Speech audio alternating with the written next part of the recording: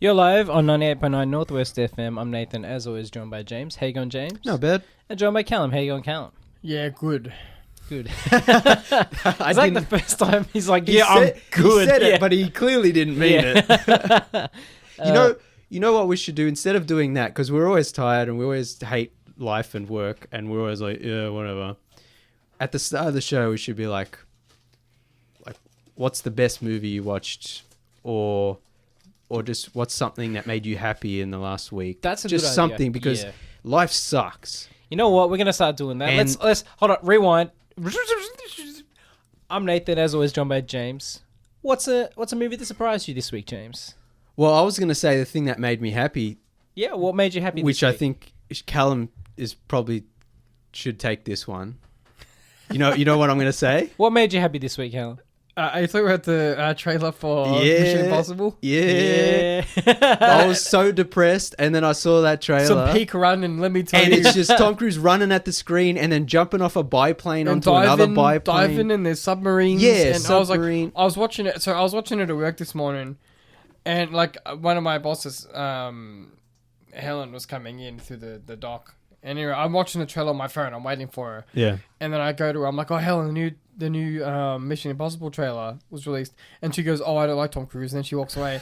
And I was like, luckily I didn't respond. I almost. Hey, sorry, I will rephrase the question. How did you almost get fired this week? You were holding a glass and it just smashed in your hand. Yeah, that's why I need a new phone. My phone cracked. Yeah. I did the Arthur meme, you know, the Arthur. Yes. Yeah, but like honestly, this is why movies are the only thing getting me out of bed in the morning, because everything sucks. The election in the US was a shit show. Australian politics is a shit show. The world's on fire.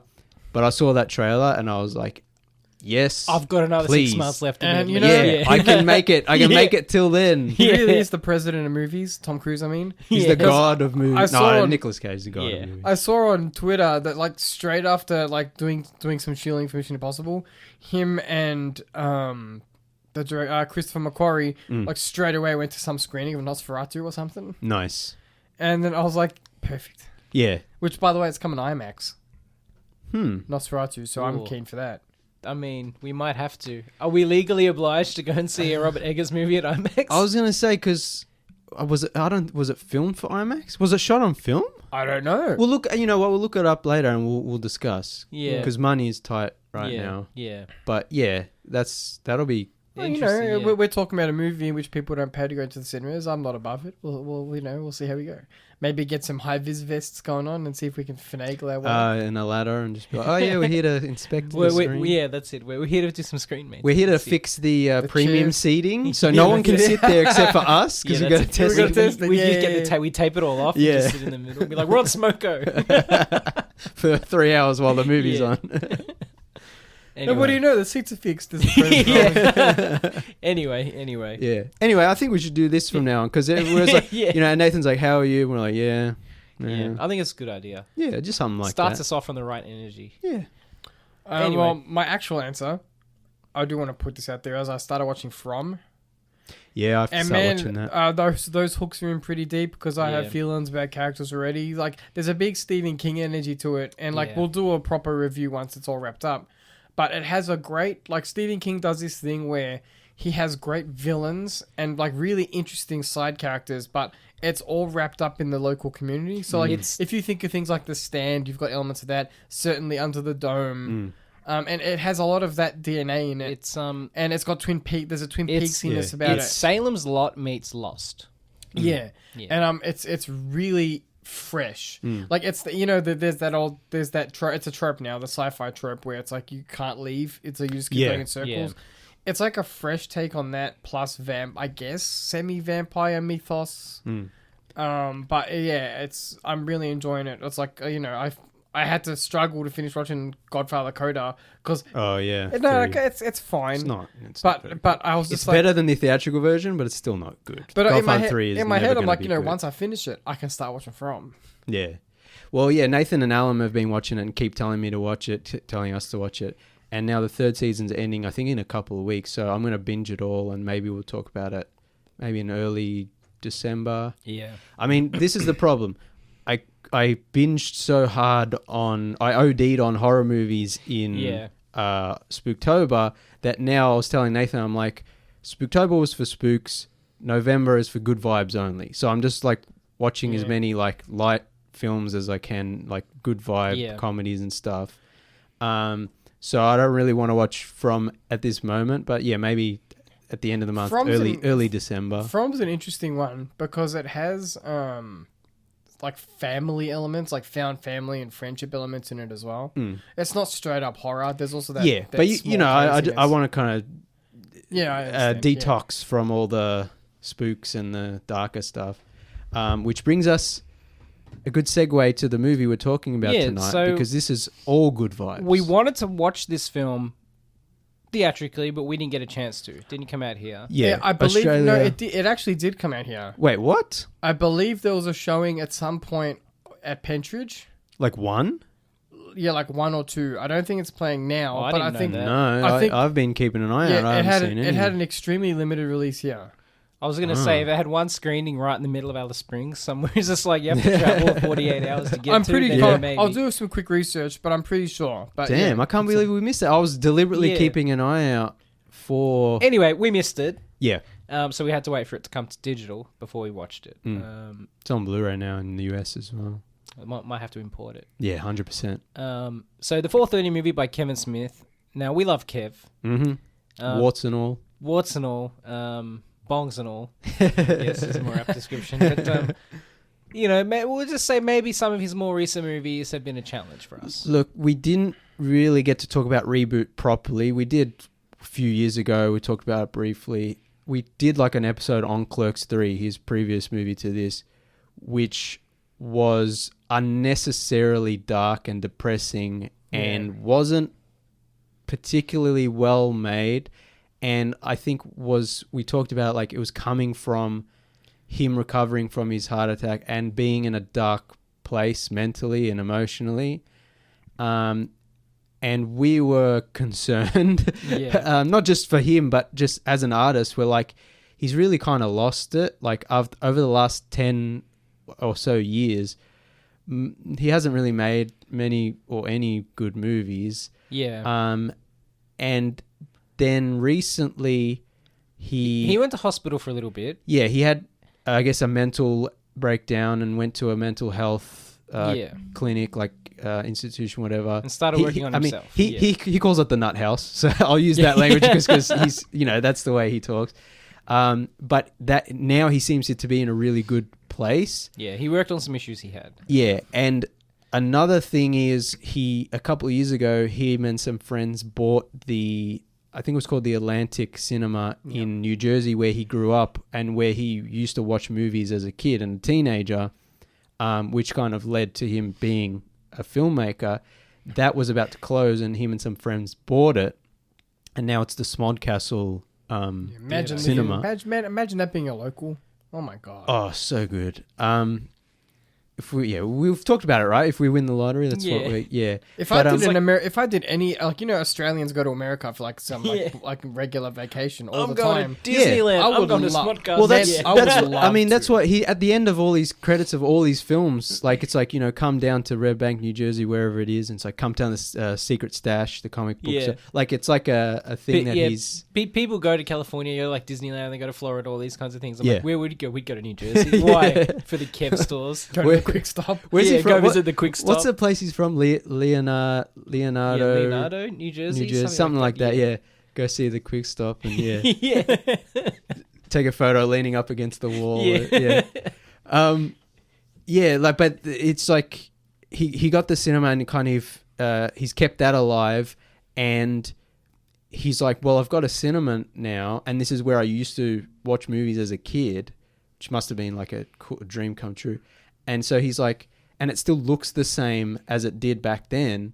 He's like, I'm just going to write a movie set in the cinema back in the 80s when I was growing up and make, this indie movie based on the location I have, which was what he did with the original Clerks, where he was working at the Quick Stop and was like, I'm just going to write a movie with set in the Quick Stop. I don't know how much of truth there is in it, but from quick Googling, it's listed as like a semi-autobiographical movie. That's so it's based probably the events didn't happen exactly that way, but it's like it's based generally on what he used to do as a kid. Yeah. And it's such a I don't know if refreshing is the right word, but considering how dark and depressing Clerks 3 was. To Clerks 3. Yeah. And it's like you can definitely, because when we watch Clerks 3, we're like, oh, he's working through some stuff on screen, and I don't know. It's making us uncomfortable. Yeah, and it's not. It's technically not even a good movie, like on a technical level. This is much. It's still, an indie movie. It still doesn't look the best, but it's everything is much better. Yeah, it's shot better. It's edited better. It's written better. I think if you say that Clerks 3 is wrapped in a film of pain. The 4:30 movie is wrapped in like a kind of like a Christmas wrapping of joy. Like there's hope in it. Whereas Clerks 3 was like, this is the ending of my life, and like kind of this look at his sort of darker mental state, and then the 4:30 movie is like that's the beginning of his life and sort of a hopeful and then I became a filmmaker, and then so it's quite interesting. And it's kind of coming full circle and going back to the original Clerks, where it's just an indie filmmaker making an indie film that's loosely based on his life. Whereas Clerks 2 was maybe, a bit more bigger budget and had some reputation behind. Kevin Smith had reputation. And Clerks 3 was a super low budget movie, but was just kind of like this weird meta, interpretation, and it just didn't work. Whereas this movie, I think, really works as like we're coming back full circle to what Kevin Smith used to be, which was this scrappy little kid who made this lot of heart black and white movie that started a franchise and a cultural phenomenon, and you can just feel the energy. Like it's full of vitality. There is life in this movie. I kind of wonder if that's because, number one, he famously did stop smoking marijuana. And we've been talking about it on air, I guess off air. I know off air. Yeah. But I don't know if we mentioned it on air about how I feel like maybe that is responsible for he's always been funny. Even his newer movies when he was smoking a lot of marijuana have been funny. But when I feel did he actually start? Because when he was making his... Zack and Miri. Zack and Miri. Seth Rogen introduced. Because if you watch that's the start of his... That's what's so weird about his career is like if you watch his earlier like viewer skew movies like Jay and Silent Bob and all that, like they're stoner movies, but he wasn't a stoner. No. It wasn't until he went and made sort of bigger Hollywood movies that he became a stoner, and then the movies got worse and worse. Yeah. And then the last 10 years they've been pretty much all bad. And then he gave it up, and we were like, "Oh, maybe this will mean he will." And 4:30 movie kind of proves that. Yeah, I always thought that but I don't know. Like personally, his writing was always so sharp. Looking at his filmography in order, Zack and Miri is where he started, allegedly. And that was a good movie. That was a good movie. And then after that, it's Cop Out. Which that was I bad. didn't hate. That's bad. But he didn't write it. No, so Red State, which I didn't watch. Red State is actually good. I will say it's a very, very Jay and Silent Bob super groovy cartoon movie, which I haven't seen. Oh yeah, I never. Tusk is not very good. Yoga Hosers is not Jay very and Silent good. Bob reboot. Reboot was Kilroy was here, which I haven't seen, but that was that a doesn't weird count. that's like an NFT movie. Yeah, no, that doesn't. And then count. Clerks 3 and the 4:30 movie. So there is like a before and after. Yeah. So like, other than Red State, I think this is his best movie since Zack and Miri. Like this is. It's his best movie since Dogma. That's it. That's crazy, especially coming from you because you're a massive. So the reason I say that is because like even his newer films like the weed films, I still like them a lot. They're not as good as the pre movies, but they're still funny. They still have that Kevin Smith sentimentality in them, especially I always like Kevin Smith, and I like to look on the silver lining because he, at his core, he's just a guy who loves to make movies with his friends. Yeah. He's not a Hollywood guy. Like he lives in California or whatever, but he doesn't.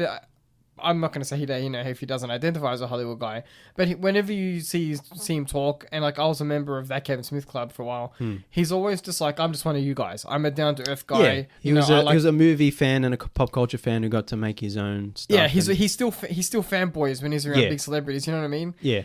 So like I like to see the good in his films, and like even with Reboot and Clerks 3, I think he's good at sentimentality. Oh, that's always been part of his style, is like where he even says like he wears his heart on his sleeve. Yeah, and I think the 4:30 movie is the best. It's the most evident, and it's the best it's worked for a long time. I think that's his strength. The emotional core of his movies are one of his strengths, because the humor doesn't always work. So like you look at Reboot, for example, a lot of that humor I didn't particularly like. Yeah. But Reboot also exists in its own little bubble, because that was the movie he had to make after he almost died. So that was a celebration of him and his friends, doing it one more time, so to speak. So that's why I have a lot of forgiveness, for that movie. Yeah. I'm not going to judge it too hard. It's not, yeah. But this is his first film, I think, like, where he really tried to put it all out there. Yeah. Since he almost died, in a sense that he's like, this is a sincere movie that's not just having all of his friends in the picture just to have some fun with it. This was like a film.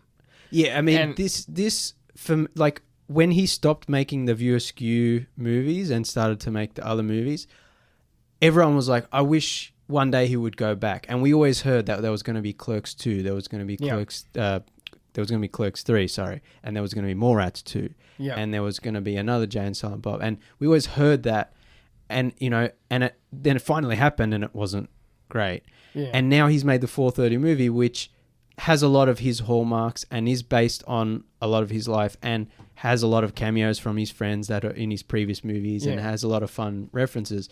But he's an original film. Yeah, that's right. And personally, I think he should never go back to the View Askew. I think that'll be... Clerks 3 showed that is just... Maybe now he feels better about it, but that shows it's a dark spot, and that had to end.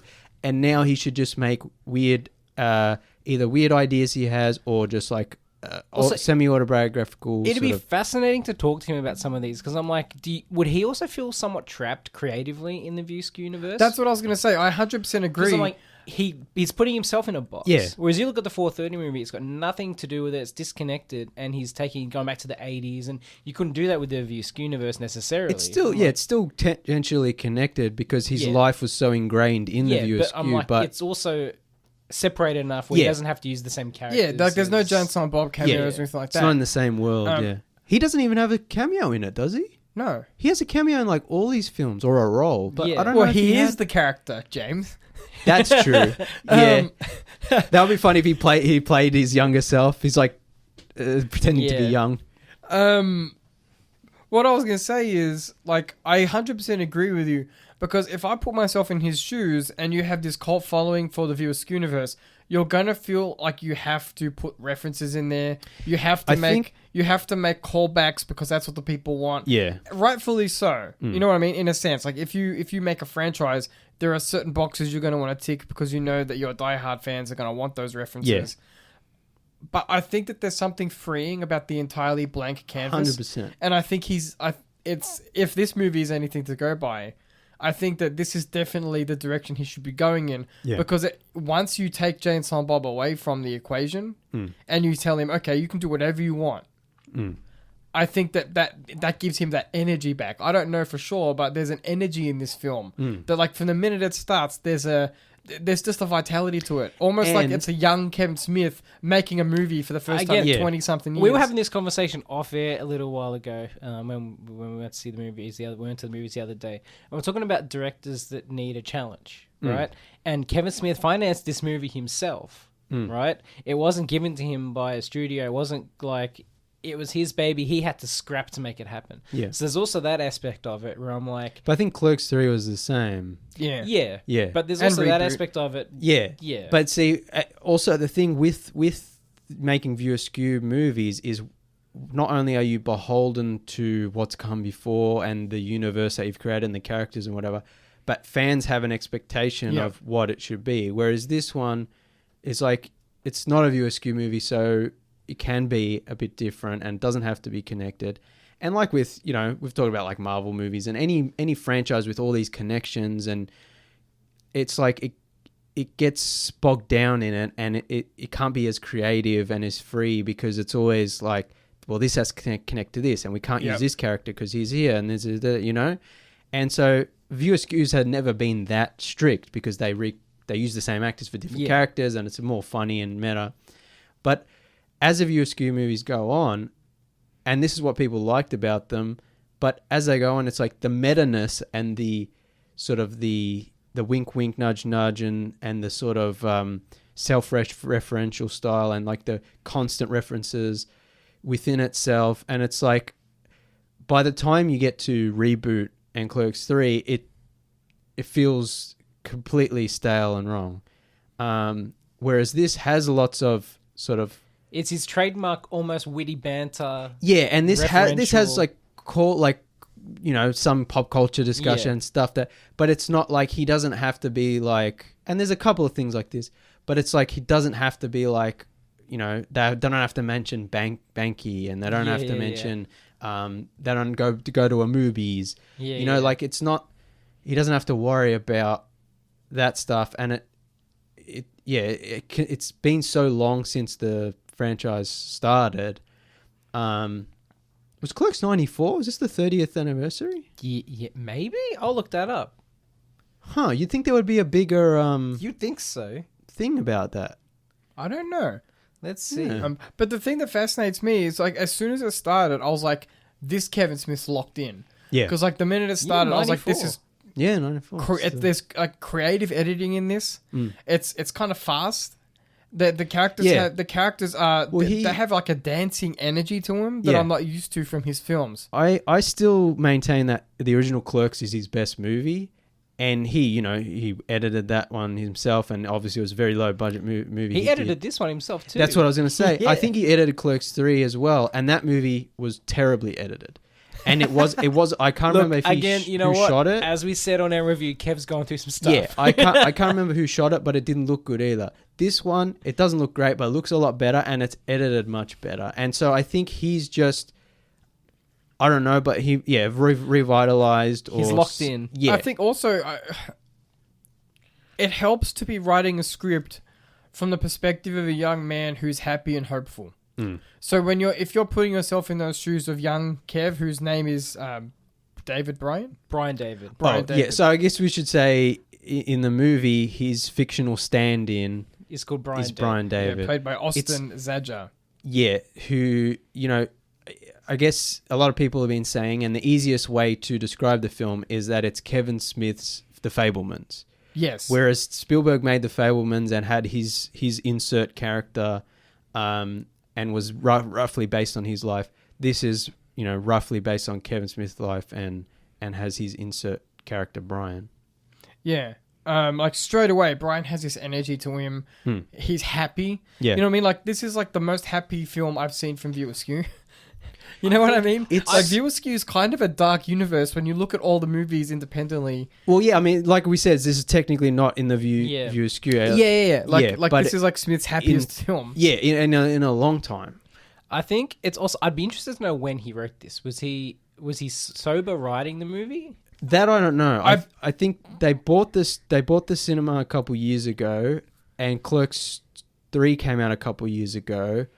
I don't know if he was. And I don't know. Maybe he started writing it and then got sober somewhere in the middle. I'm not sure the timeline. But like, there's an interview from 3 weeks ago. I'll read a little bit from thetalks.com.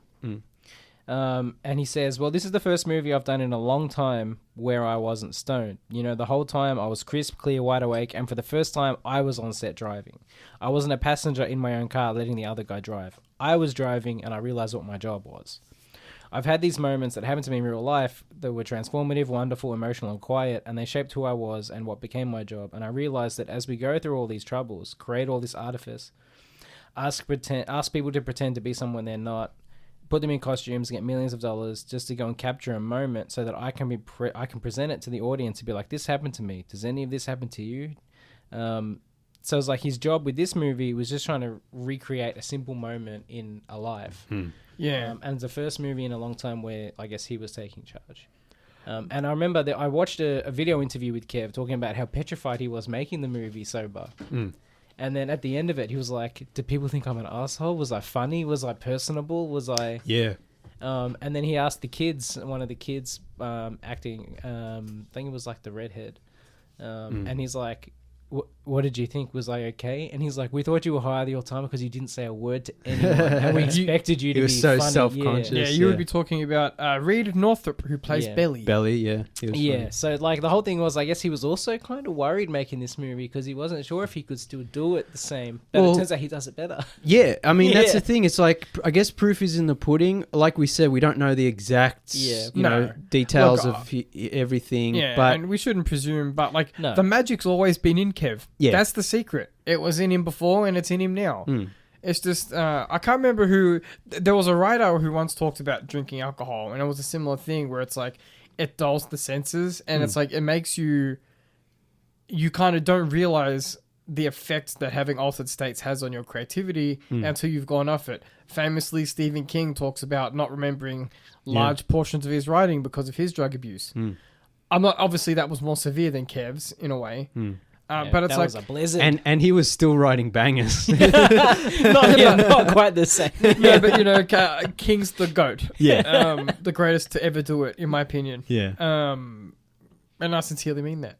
But I it's interesting to see. Like I said, I just want to know more about Kev's production with this, because I was shocked when I saw this film. I was literally stunned. I said to Nathan, I was like, that might be one of my favorites for the year. Yeah, I was shocked. Like the emotional core at the end, at the ending of this film, the emotion he presents is so heightened based on the journey the characters have gone on. Yeah, and it hasn't been a long journey because it's not that long of a film, no. and the stakes aren't particularly high. Nice and tight, 88 minutes. Yeah, and the stakes aren't high because it's all set in one place. Like the best dramas or rom-coms, you know, Breakfast Club style, Big Chill style, like Clerks and Clerks 2. It's like all set in one day, basically that's one right. location. But like he presents an emotional ending that moved me quite deeply, to be honest. Yeah, I was quite affected by it. I said to Nathan, just like that ending had more romance in it, like that. Not the actual ending. I'm talking about the part of where they're near the bridge on the stairs. Yeah, it had more romance in it and more genuine feeling than most dramas that get released. Yeah, to me. Yeah, and I was like, wow, Kev still has it. And like he cops a lot of shit online. Some might argue for good reason based on some of the movies he's released. But never tell me he doesn't know how to write dialogue and he doesn't understand the emotion, because the 4:30 movie proves that he can pull it off like as best as any of them. Yeah, and obviously there's a sentimentality to his movies that maybe a lot of people don't like, but I think with this movie it just worked. Kind of like with the Fabelmans, that cheesy Spielbergness just worked. Yeah, you sometimes need the Spielberg cheese. Yeah. And I think... Sorry, James, go on. No, I was just going to say, in this case, with the Kevin Smith cheese. Which is like that great New Jersey cheese. Yeah, it's the pizza cheese. Whereas the mozzarella. Yeah, Spielberg might be a bit more...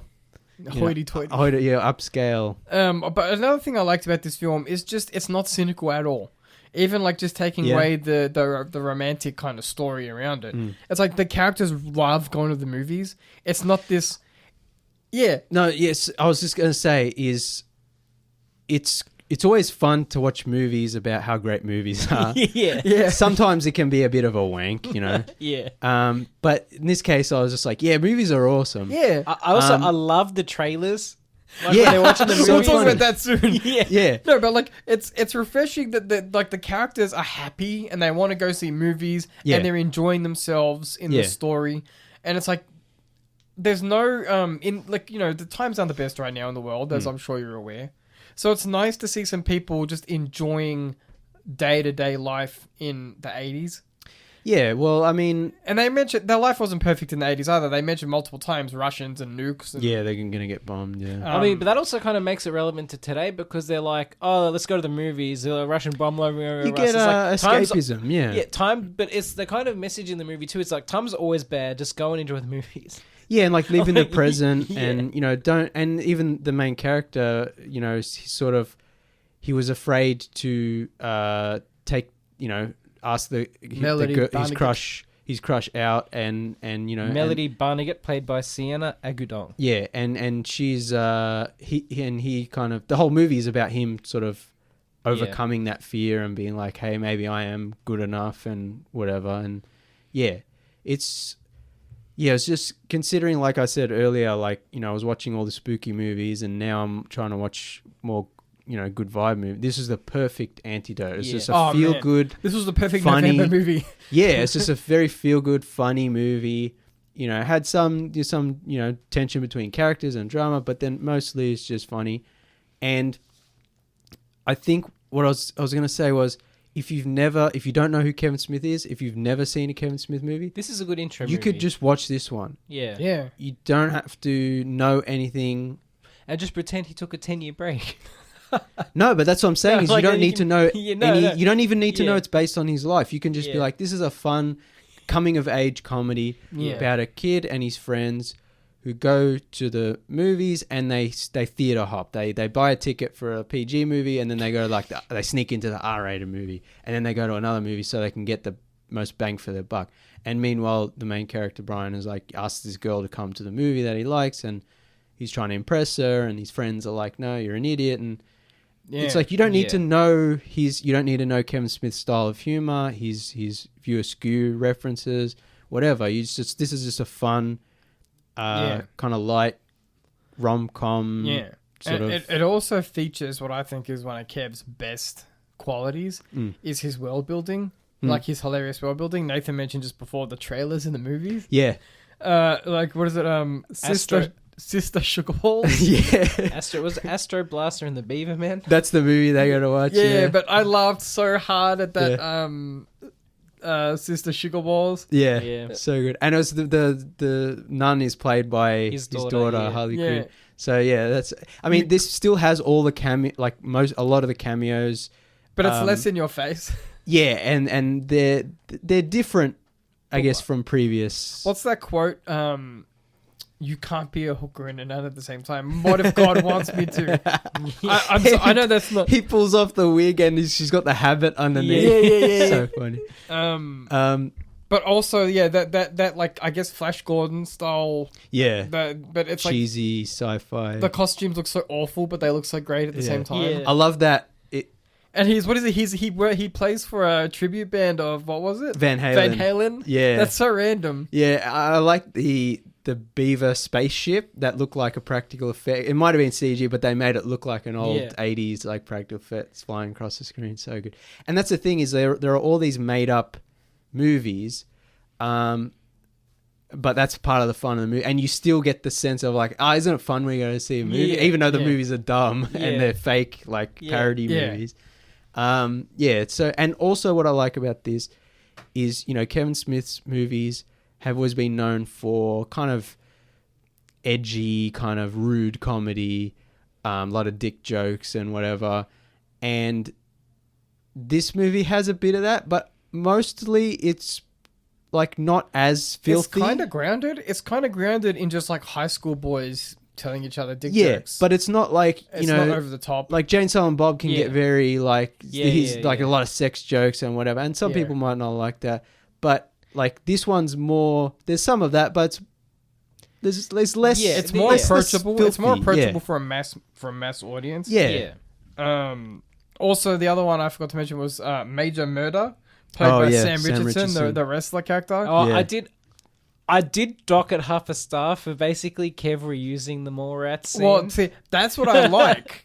Really? One of the things I like about Mallrats is that sentimentality that Stan Lee brings in that scene. He almost just copied and pasted a scene from Mallrats into the 430 It's movie. more like a loving reference. Yeah. Like, because he's not doing that big view askew thing. It's like, I think that this is like a wink to the people who might like know Mallrats. You know, like not a literal wink, but more like a. But I mean, it's a good storytelling device. Like I said, you don't need to know the other movies. You can just be like, he needed that advice from a mentor. That's what you can watch and think, Kev, I know what's going on here. But it's also an interesting message in the story where it's like the guy who has the problem with the toxic masculinity sees his idol, who then goes, "Oh man, like I'm not that guy. This isn't real." Yeah. And then that gives him. You can only also lost half a star for disrespecting wrestling. So because it's not. Yeah. Oh, how funny! Kayfabe. I love every time they start wrestling and the Belly is always like, "Are we wrestling?" And he like takes it too far. Yeah. So good. Yeah. Look, we'll be back with more 4:30 movie and Kev after this short break.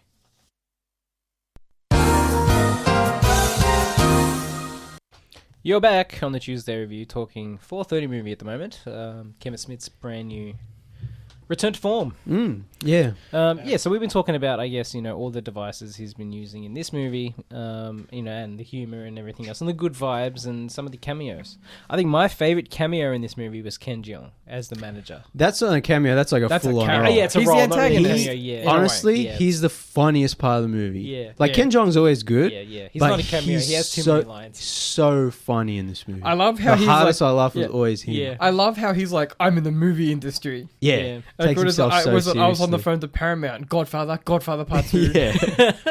And he's saying how he has to beg, like they run out of popcorn, so he has to beg. Yeah. I think it was the Strathmore Cinema for. I wonder if that's based on real conversations after he bought the movie theater. He's like, no popcorn. Yeah, and then he tastes the popcorn. And he's like Strathmore, and he like spits it out. There's so many good. It's just he's so funny. I imagine that's how Palace feels about like Hoyt's popcorn. Popcorn wars. Yeah. That's almost like an unfrosted kind of thing in my head, where it's like popcorn. Yeah, who has the best movie popcorn? My favorite cameo would be Justin Long. I was gonna say Justin Long is never not funny, especially when he's doing his his Kevin Smith cameo, like silly voices and stuff. And he plays a stoner called Stank in this one, and he has one of the funniest lines. Oh my god! So they're talking about, was it Rocky 4? Yeah. And like they're talking about like they watched the movie together. That was the last time they saw each other in the film. Yeah. David. Brian. Brian. Because there's two first names, I get confused. And Justin Long plays a character called Stank. Yes. Yeah. And then like they talk about he says.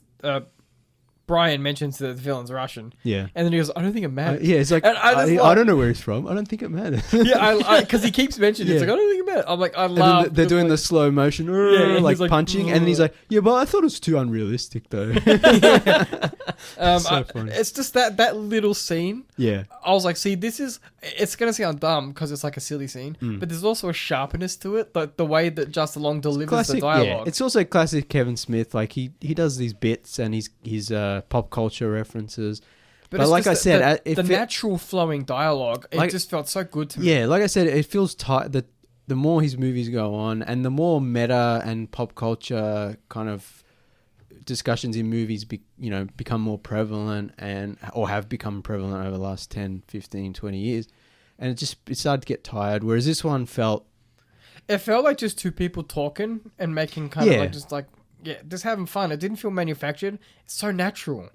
Yeah, I don't know. It's the most natural his dialogue's been in a long time for me. This is a better Clerks 3 than Clerks 3. Yeah. This is like Clerks 0, because it's like technically a prequel. Yeah, Clerks 0.5, it's right before the quick stop. And it ends, with he's about to get the job, so at the quick stop, so it's like, that this happens first, then Clerks happens, and then Clerks 2, and Clerks 3 maybe it's not I won't say it's not canon, it's just maybe not entirely canon. They could have done that a bit. Kevin Smith could have done that a bit better, but he even referenced that, I think I might be misquoting or misparaphrasing here, but it was like someone asked these characters dead, why can't they come back? And Kevin Smith's like, it's a movie. If I want to write you back, I'll write you back. Who cares? Yeah. Kevin Smith's like, I'm not worried. Yeah. But like I was saying, with viewer skew, it's like if you kill off a character or whatever, or you do a sequel, you're beholden to that. It's like, from now on, I just hope he does sort of original stuff. I wouldn't put it past Kev to make Clerks 4, and it's just like Randall wakes up and like, I had the worst dream. That would be a best case scenario. Yeah. A do-over. Yeah. I wouldn't be mad at that. You know what I would love? This is just me. This is like, I thought about this the other day. I'm like, wouldn't it be hilarious if like Clerks 4 was like you said, they wake up, but they go to make more rats and it ruins them financially? Because like he always references Moratz as the one that nearly destroyed him. Yeah. Like they're successful with that first movie, and then came Moratz. Yeah. It's crazy that like, but that's so there's so many filmmakers that they have this big success and then they move on to the next one. It's like, oh, this is gonna recreate that success, and then it flops, and it's like, wait, what? How did it? Yeah. And in retrospect, everyone's like, "Oh, that's an awesome movie." Yeah, people weren't ready. Even though, me personally, Mallrats is like not as good as Clerks or Dogma or Chasing Amy, but still awesome. Yeah. Yeah. Yeah, it's still top tier. Kev might not be in the top 5. I guess that's it's also funny, like any movie, like looking back on it after years, especially, you know, after someone's career has gone a certain way, it's going to change. Like, you know, I'm sure if we were young enough to see Mallrats in the cinema when it came out, we might have had the same reaction as everyone else. Being like, what the hell is this? I don't know, but you don't know. Like, you know, sometimes it is hard to say. But yeah, I mean, I think it is easier now when you have worldwide, I guess, approachability, right? Things are more approachable, more attainable worldwide. So it's like if you're playing your smaller movie in a handful of theaters in America, it's all of a sudden the risk is a lot higher.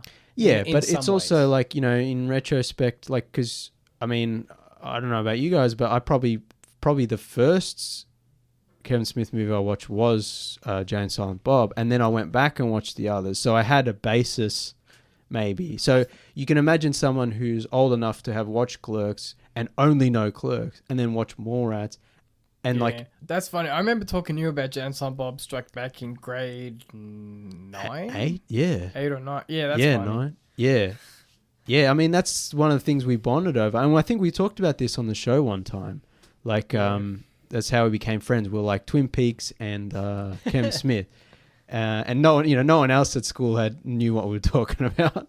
Yeah, just us nerds. Man, I think I watched Clerks on UMD, which was the we had it on. We had it on UMD for the PSP. Clerks 1 or 2? Clerks 1. Huh. What a way to watch it. I guess. I remember. No, are you talking about Clerks 2 or Clerks 1? Clerks 1. I'm pretty sure. I might be wrong. Maybe it was. I feel like it's Clerks 2. Maybe it was. Yeah. Because that would have been around the time. Yeah, the time frame. I watched a Clerks movie on my PSP. Nice. I'm pretty sure we watched Clerks 1 at least once on VHS from Blockbuster. Yeah. The way it got intended. Yeah, Kevin Smith's movie, you know, he worked he went to the cinema all the time, and then he worked at the Quick Stop, which was next door to the video store, which you see in the Clerks movies.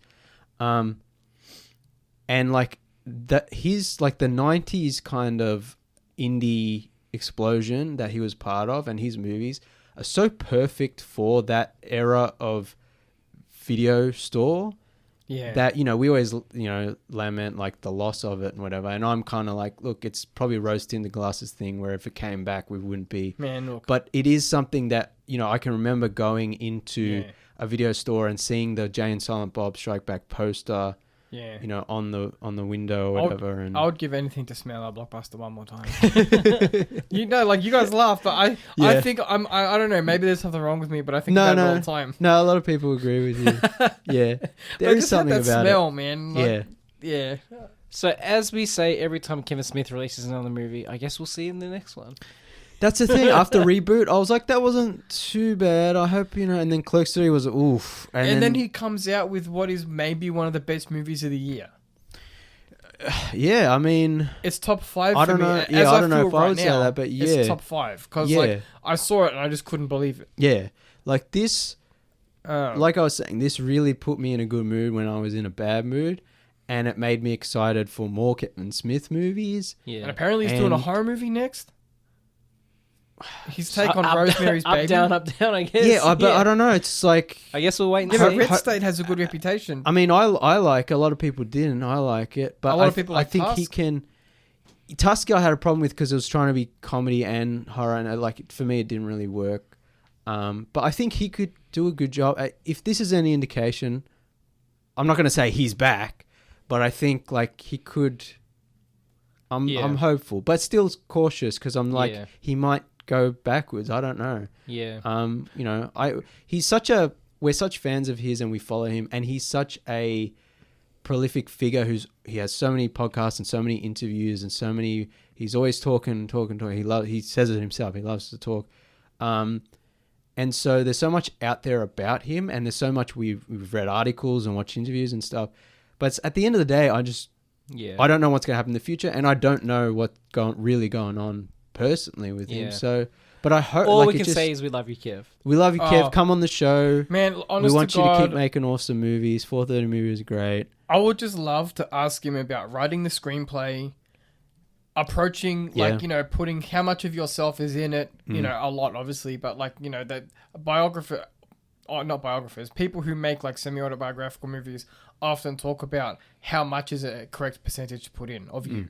Yeah. Because it's a difficult line between you don't want people knowing, like it's fiction in a sense. Yeah. But also it's like you want it to be authentic. So like how much is authentic to him growing up? I think this is mostly authentic just to a period of time, not necessarily events that happen. Like I think him and his friends did go to that cinema and they did theater hop, and there was there was his first girlfriend, and and there were the movie discussions, and his parents were kind of Catholic and all that, but the events didn't really happen. It's like the Fabelmans. It's like those exact events, but also like didn't happen in that exact I would love time to know frame or whatever. like how did he feel writing a movie separate from Jay and Silent Bob?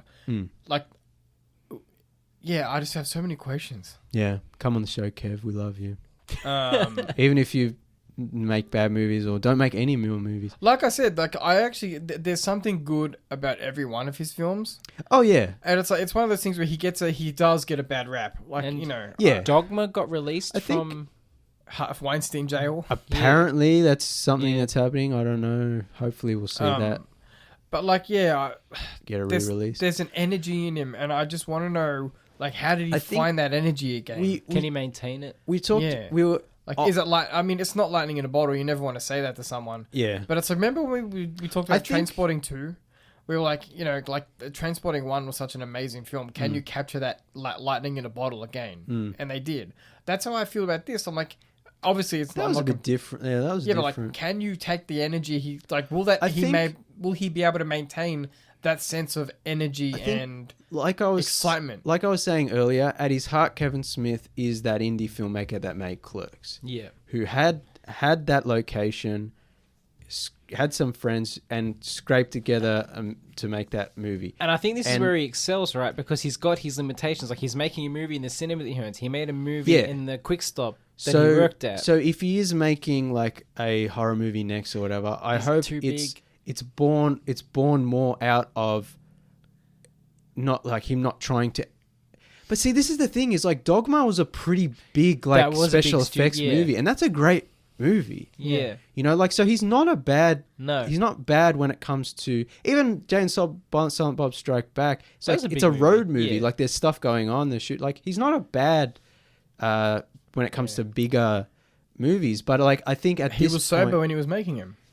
Yeah, maybe that's it, or I think just I feel bad that I keep mentioning it, but that's one thing. No, but it seems to correlate with the product. So yeah, like I'm just so fascinated. I want to know. Yeah, I don't know. I mean, 4:30 movie, really good. Great movie. We live in Australia, so we don't get things. By the way, I could not find any references to any. Yeah, because we would have been all on top of that, I think. Yeah, I must have seen a listing for an American cinema when I was looking it up at one point. Yeah, but when it does come out properly here, and if you can see it, like definitely check it out. Even if you don't know anything about Kevin Smith, I think it's the perfect. It's always great when a director so late, not late in the career, but like when you've released as many movies as Kev, where they suddenly release something that's like wow. Like that's what I wanted to say too. Is last week when we were interviewing Jack, before we turned the mics on, before we were recording, we were talking about Tarantino. He's like, my 10th movie is going to be my last one. No. Shut up, Quentin. And and I think we've talked about on the show before, like, and Scorsese's someone who's like, I don't have enough time left in my life to make all the movies I want. And Kevin Smith was another director who, if I remember correctly, was like, I don't really like making movies anymore. Then he had the heart attack and it kind of revitalized him. And Reboot was like, okay, maybe he's going to keep doing this. And Clerks 3 was like, ooh, should he keep doing this? Is he okay? And then 4:30 movie, I'm like, he should definitely keep doing this. He should make movies as forever. Yeah. And Tarantino should shut up and make movies forever. And Scorsese should make as many movies as he can forever. Well, look, and even if they're bad, like with Kevin Smith, there'll be something interesting about them, and we will look at them, and there are going to be books written about, I'm sure, and the history of cinema and of these great filmmakers is going to be like, this, you know, this is the career, this is what happening in his life. Like it's, you know, late period. You know, we talk about Francis Ford Coppola and like, you know... William Friedkin released a movie last year that was apparently excellent. It's just released on Paramount Plus in Australia, which I haven't seen. Can you look it up? Because he died? Didn't he die last year? I don't know, but it's called The Kane Mutiny something. Let me see. Wasn't that a mini-series? No, it's released as a movie on Paramount Plus. Oh, is that the one with Kiefer Sutherland? Yeah, The Kane Mutiny Court Martial, 2023. That was it was a straight to streaming. Yeah, basically a TV movie. Yeah, but yeah, like even that's excellent. Even that's interesting. Like even like we'll talk about this maybe next week. But for my good vibes, November, I watched When Harry Met Sally again. Nice, and such a great movie. But Rob Reiner is a director who had all these massive hits in the 80s and 90s that were just like incredible films. And then throughout the 2000s, he just got worse and worse, and he's just making garbage. But he's still the guy who did Stand By Me, When Harry Met Sally, you can't take A Few that Good away Men, from him. like Misery. Like you can't take that away. And it's still interesting to see his career, and like, you know, and he's still alive. He's still doing stuff. You know, he's acting and that stuff. Like it's just he's an interesting person, and I'd rather he make bad movies than stop. Yeah. And maybe he'll have another good one. Yeah. And they'll still be interesting. And you know what? And they'll still be Rob Reiner movies, and you can dissect them and be like... We say this from a point of nerddom, but you know what? There's people out there that would love whatever Rob Reiner's releasing, right? Just because we don't like it doesn't mean it's not someone's favorite. That's another thing. It's all subjective. Everyone likes... I'm sure there's someone out there who saw the 4:30 movie and was like, "This sucks." Yeah, I'm gonna go put Clerks 3 back on. Yeah, there's 100% someone who's like, Yoga Hose is my favorite Kevin Smith movie, and that's fine. Yeah.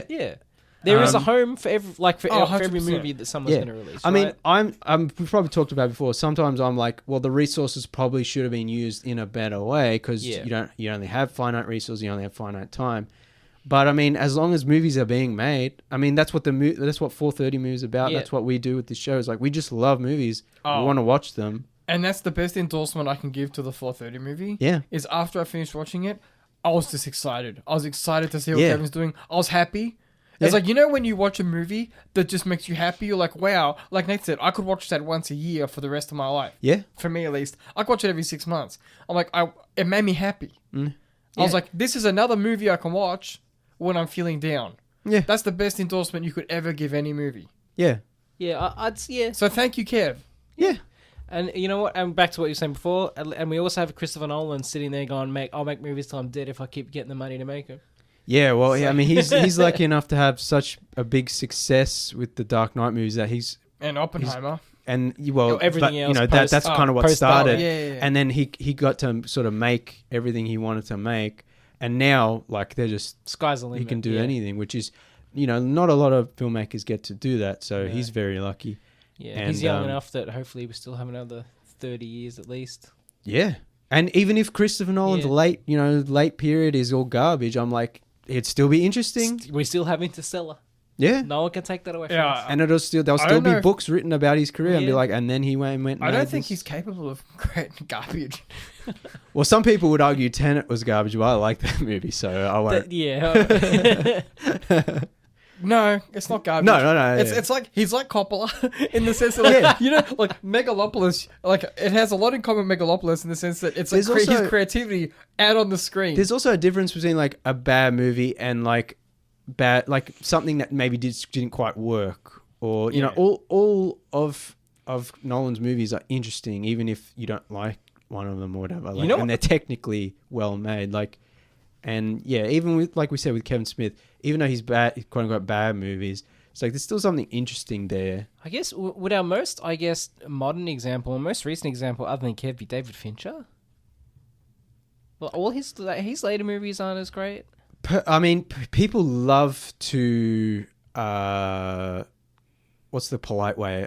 Kiss his ass. Yeah. I think we talked about this a couple of weeks ago. I think Zodiac was his last great movie. Yeah, I'm looking at his I didn't really like... Benjamin Button was okay.